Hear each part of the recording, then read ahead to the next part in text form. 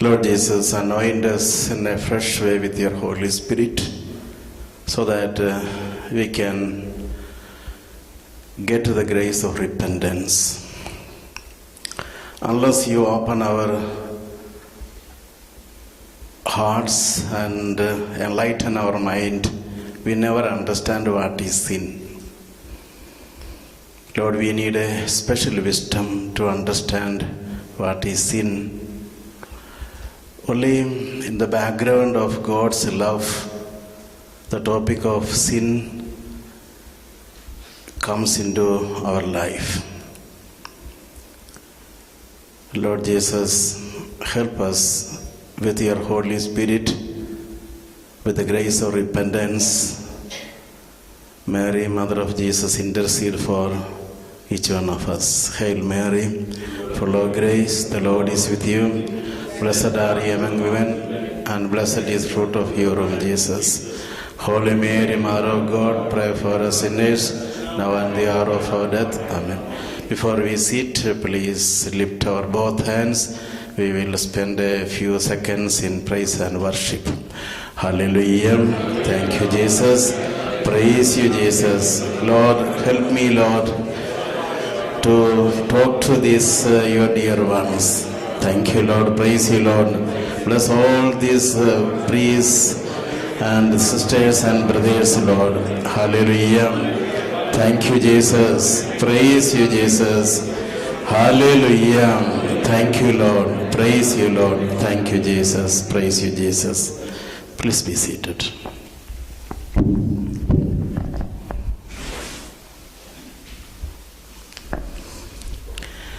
Praise the Lord. Hallelujah. Thank you, Jesus. Praise you, Jesus. Hallelujah. The topic of this session, as you know, is sin and repentance. Why we repent? Many answers are possible for this because there are sins in our life, imperfections in our life, so we repent.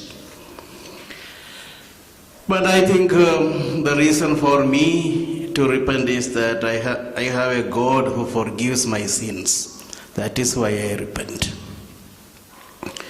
He is merciful, He is compassionate, so I repent of my sins. 1 Peter chapter 2 verse 24, He carried all my sins and sickness on His body. He died for me. So I repent of my sins. He is all powerful to forgive my sins. He never discouraged in His life a sinner who came with repentance. He was always happy to welcome sinners and to forgive their sins. Not only that He forgives our sins, He even forgets our sins. Hebrews chapter 8 verse 12. For me, this is the reason that I repent of my sins. I am very sure that I have a God who will forgive all my sins, not questioning me, judging me.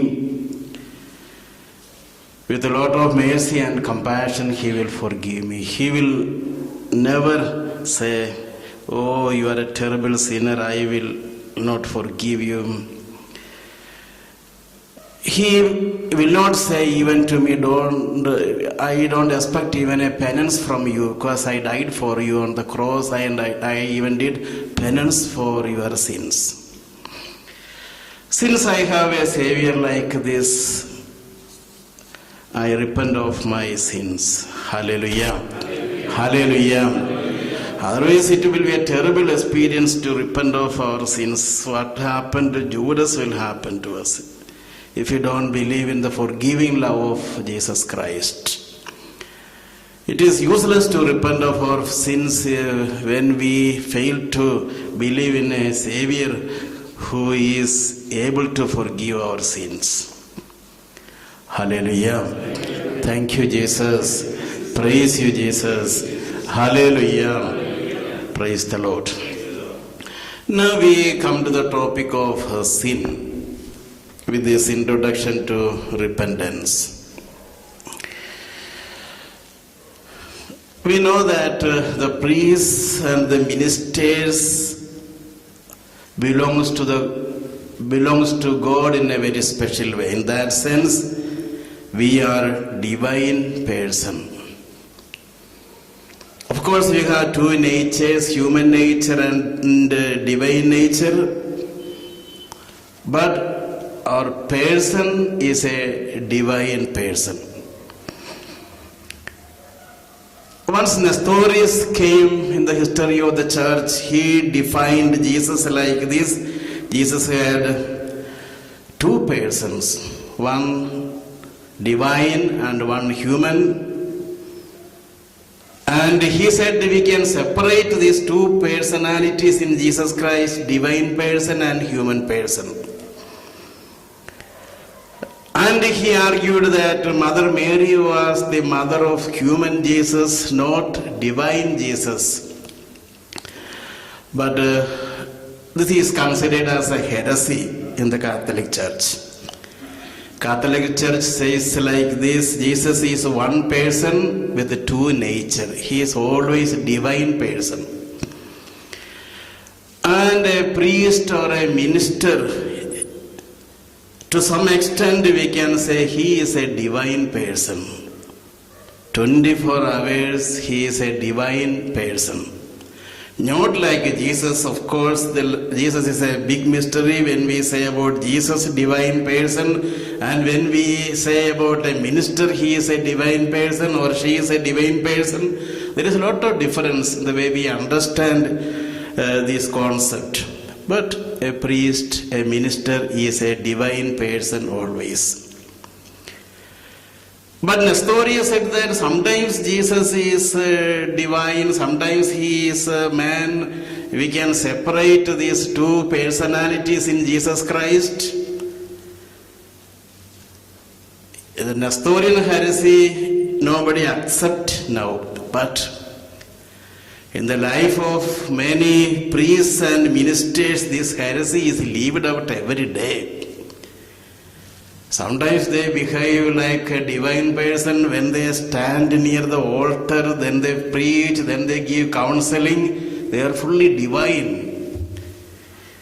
And after the counseling, after the celebration, they are fully human. The problem of double personality. So the Nestorian heresy is lived out now through the ministers and maybe through even priests. At least some of the ministers and some of the priests. But we are called to be divine person 24 hours of our life. Hallelujah. Hallelujah. Thank you, Jesus. Praise you, Jesus. Hallelujah. Hallelujah. Thank you, Jesus. Praise you, Jesus. What does it mean to be divine always? Every moment of our life, even when we visit a home, even when we are at home with our life partner, in the case of married people, with their children, he or she is a minister, a divine person. Not when preach or give the counseling, even outside counseling, he is a divine person. And the priest is a divine person not when he stand near the altar and celebrate the Holy Mass. Even after the Holy Mass, he is a divine person. The way he talk, the way he eat, the way he relate with others, the way he go for a shopping.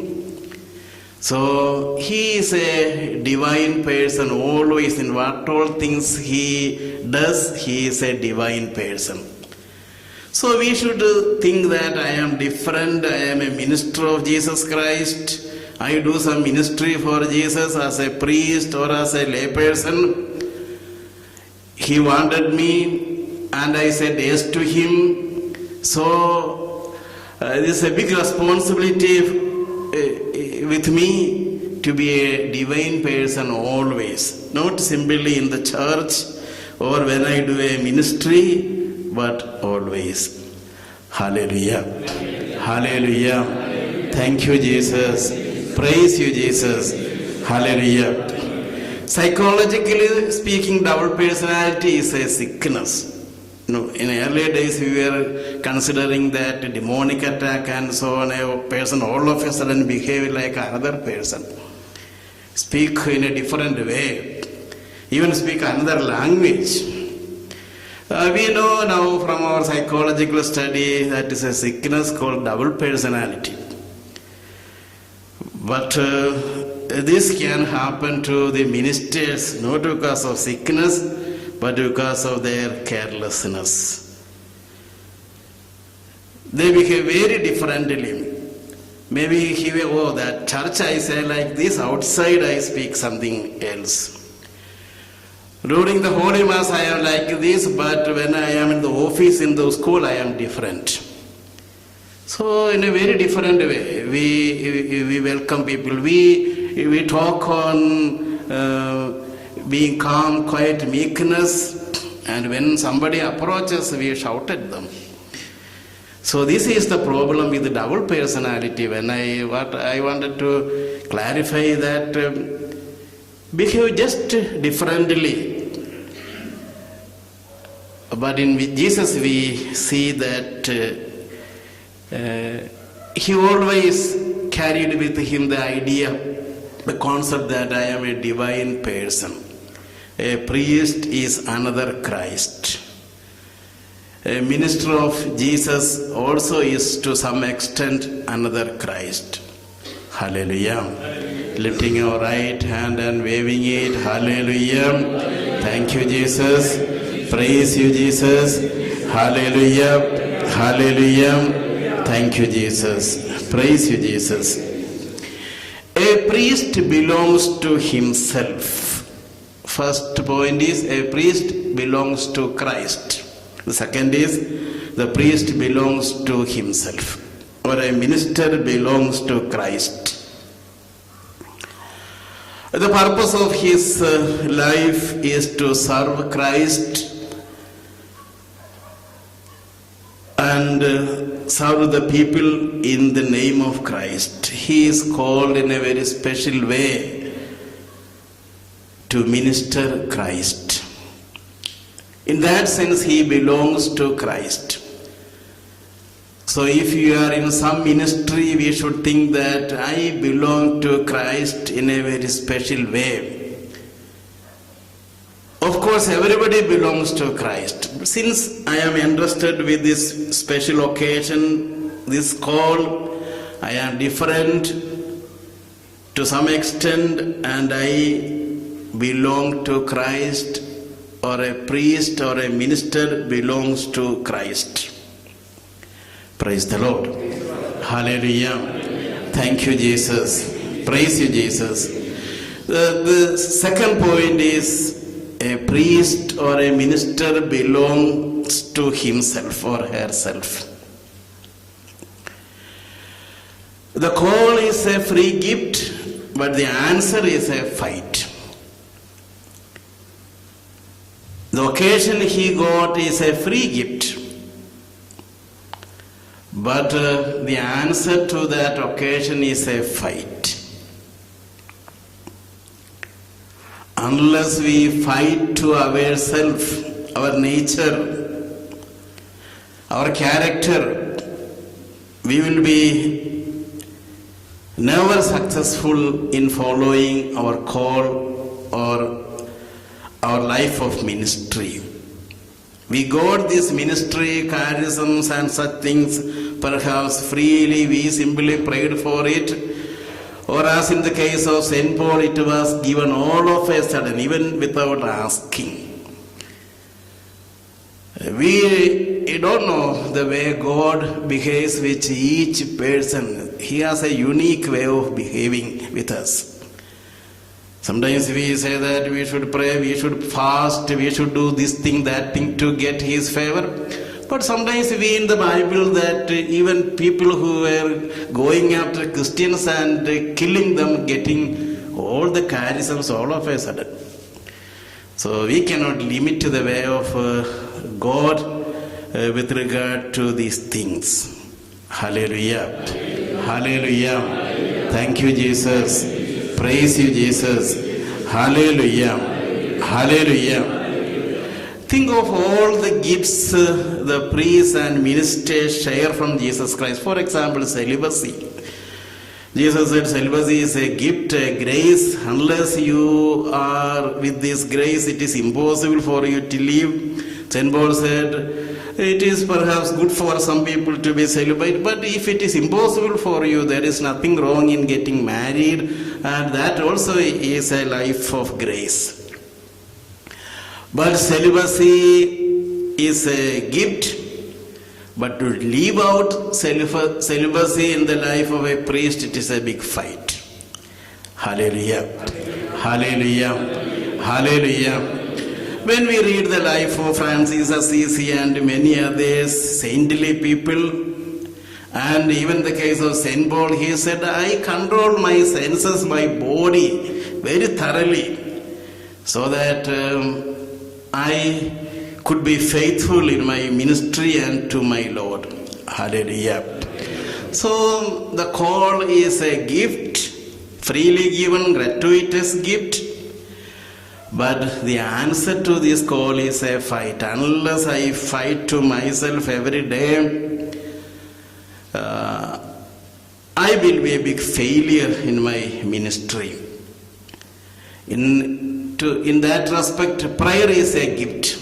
Sometimes prayer is a gift. All of a sudden it comes to us. Maybe, for example, when we say of a prayer of union and such things, spiritual marriage, mystical experience, it is a gift. But at the same time, there is a prayer, it is a big fight also. Hallelujah. Hallelujah. Thank you, Jesus. Praise you, Jesus. Hallelujah. Hallelujah. Unless we fight sometime, it is impossible for us to pray. We feel very tired, we feel like going away from the church. But we fight and say, no, I came thinking that I will sit half an hour. So I am going to finish this half an hour. I fight to myself and continue praying. Perhaps that is more powerful prayer than the prayer that what we got as a gift. That is from the part of God.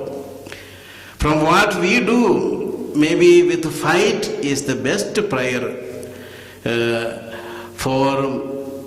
is a fight, there is an endeavor from our part. Hallelujah. Hallelujah. Thank you, Jesus. Praise you, Jesus. Hallelujah. Thank you, Jesus. Now we come to some of the aiding concepts with regard to the topic of sin. The first is, find out all our weakness and imperfections. Find out all our imperfections and weakness. To a class like this, I need not elaborate the list of sin here. Spend some time in silence when you feel like and find out what are my personal problems and sins and weakness. Each person is a mystery. Find out my problems, my weakness, my imperfections. I believe that it is possible to lead a life without sin. Sometimes some people say it is impossible to practice or obey the 10 Commandments. But the Bible says very clearly it is possible with you to obey the commandments and to lead a life without sin.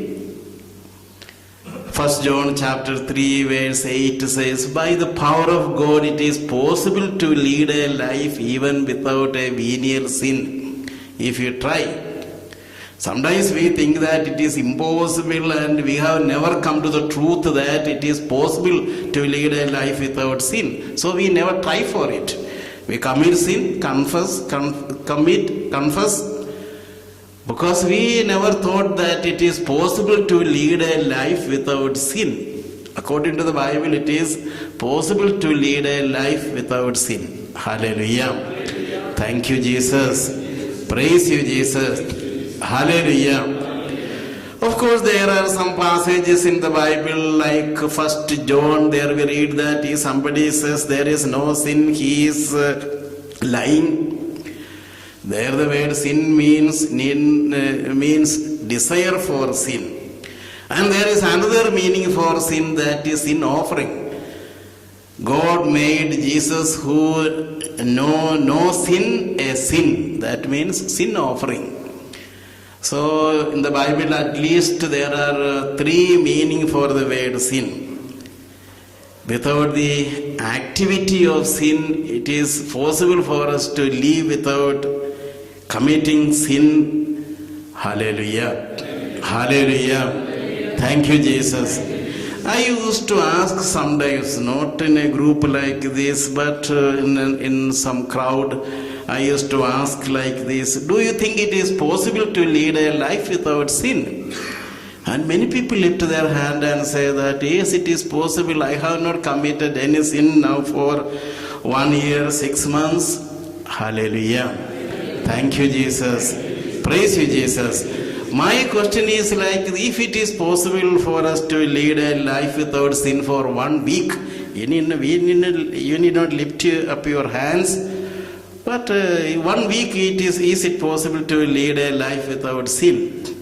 If 1 week is possible, 2 weeks are possible. Hallelujah. Hallelujah. But we have not taken it seriously. In fact, only one thing is important in our life, to lead a life without sin. Then the second coming, heaven, earth, hell, nothing is a problem for us. Whenever be the second coming, tomorrow or 3 years, if we are leading a life without sin, there is nothing to be afraid of in our life.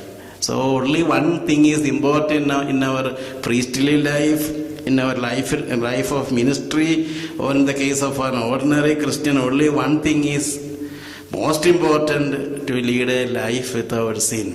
All other teachings, of course, good to hear, good to meditate, but this is very important for us, to lead a life without sin. Hallelujah. Hallelujah. Thank you, Jesus. Praise you, Jesus. And this is a big challenge also put before us. Praise the Lord. Now to explain the problem with the nature, I take the personality of Saint Peter. Peter has 2 names in the Bible. One is Simon, his family name.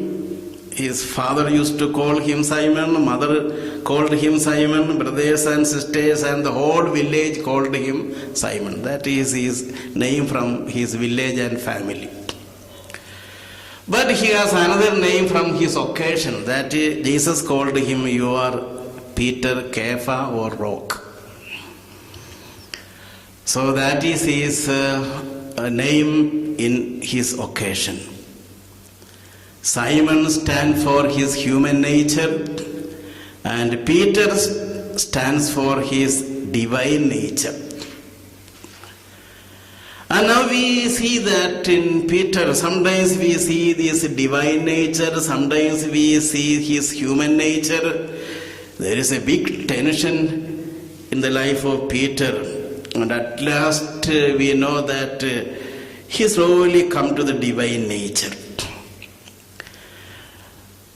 Let us refer to Matthew chapter 16, verse 16. Once Peter said like this, the Bible says, Peter said to Jesus, "You are the Son of living God, Christ." Then Jesus said to him, "It is the Heavenly Father who revealed it to you. Now the Holy Spirit speaks through you. Father speaks through you. You got a revelation." And there the name of Simon is Peter, or Peter said like this. After a few minutes, what happened? His human nature appears. Matthew 16:22. After a few minutes, Jesus revealed what will happen to him. Sufferings are waiting for him. Then Peter said, "Oh, let that never happen in your life. Don't say this anymore in public. I followed you sowing that miraculous catch. And now you are saying about suffering." Then Jesus said, "Now you are simply a human being or not divine nature." Jesus said even something like Satan is uttering something through you. So we see that this tension in Peter. And now we come to another incident from the Gospel of Luke, chapter 5, verses 1 to 6. There Luke says that Simon was fishing whole night and got nothing. Luke clearly says that Simon, his family name is used there. Simon fished the whole night, catching nothing. Then Jesus appeared and he had a mighty catch. Then Luke says that Peter had a big catch and he fell at the feet of Jesus Christ. Luke chapter 5 verse 8. The one who failed in catching fish is Simon. One who was successful in catching fish and fell at the feet of Jesus is Peter. So Luke has used these two names in a very different way. Simon for a failing person, and Peter for a successful one and a repentant one. Praise the Lord. Hallelujah. Thank you, Jesus. Praise you, Jesus. Hallelujah. And we have another incident related to this one. Jesus said to Peter, "You put nets." So the plural word is used there. You put nets down. But we read in the following passage, Peter put only net. Jesus asked him to put nets, but Simon put only net. Of course, he had a big catch with that one net, but Jesus asked him to put all the nets he had in the boat, but he put only one. But from our translation, perhaps we may not feel it. When we go to the original, we get it. Praise the Lord. Hallelujah. Thank you, Jesus. Praise you, Jesus. And we know that gradually from Simon, Peter grew to a sacrificing love. And we know he was one of the first apostles who died for Jesus. So this kind of tension we also may feel in our ministry. Sometimes we feel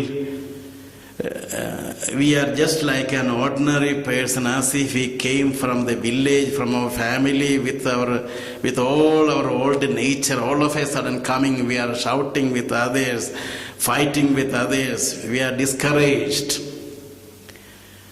Sometimes we are like Peter, very strong, like a rock. Praise the Lord. Hallelujah. Hallelujah. Thank you, Jesus. Praise you, Jesus. Hallelujah. And the second point regarding sin, the aiding point regarding sin is decide to obey if Christ demands some corrections in my life. I decide to obey Christ if he demands some change in my present way of life. If you don't decide like this, it is useless to spend some time reflecting on the topic sin. The very beginning, decide if the Lord speaks through me through this session or retreat. Oh, my son, my daughter, you have to correct this. This is not good for a minister. It is not good for a priest. If I promise to Jesus, perhaps he will start speaking to you. You have these problems in your life. If you have not taken the promise, Jesus won't waste his time on you. Hallelujah. Hallelujah. Thank you, Jesus. Praise you, Jesus. Hallelujah. Hallelujah. Thank you, Jesus. So it is very important to approach the topic of sin with this promise, with this decision. If the Lord reveals some of my weakness, I am ready to correct it. Now we take two persons to explain how we should correct in our life. One is Peter and the second is Judas.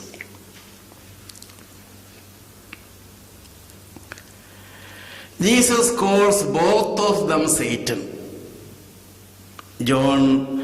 Matthew 16:23, there Jesus calls Peter Satan. Go behind me. That is Matthew 16:23. And Jesus calls Judas also Satan, the same word, Satan. That is in John 16:71. So both were called Satan. One among you is a Satan.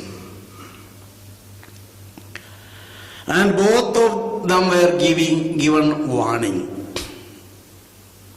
Peter got a warning that before the cock crow, you will deny me thrice.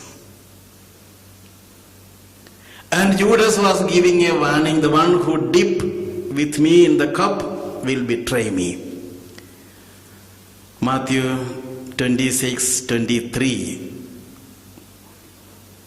So both of them were given warning. Now we come to the reaction. Jesus looked at Peter and the cock crowed. Then Peter began to cry. Luke 22:61. So to Peter, Jesus gave his eye, looked at him. Then he cried. He went out. And to Judas, Jesus asked, "Oh Judas, are you betraying the Son of Man with a kiss?" Luke 22:48. So both of them were in front of Jesus. Both of them had a warning. Both of them failed in their life. And the reaction, Peter went out and cried. Luke 22:62. Judas repented but committed suicide. Two kinds of repentance. Only the first repentance is of any use. The second one is a useless type of repentance. The same word is used there. Judas also repented of his sin but committed suicide. 2 Corinthians 7:10. There we read that there are two types of repentance. One leads us to salvation, and it is according to the wish of God. And the other is not according to the desire of God, and it leads to damnation.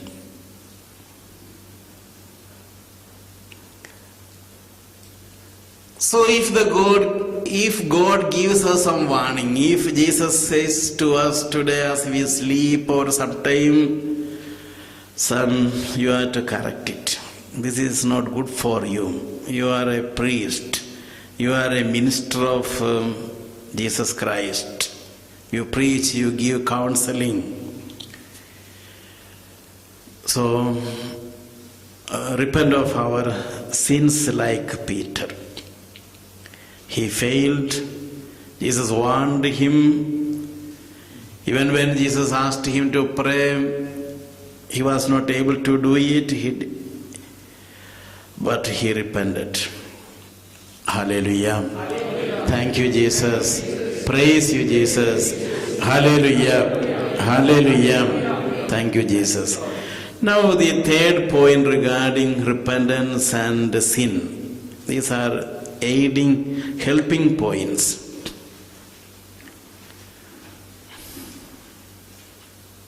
Never encourage anything that hinder our spiritual life, our relationship with Jesus Christ. Never encourage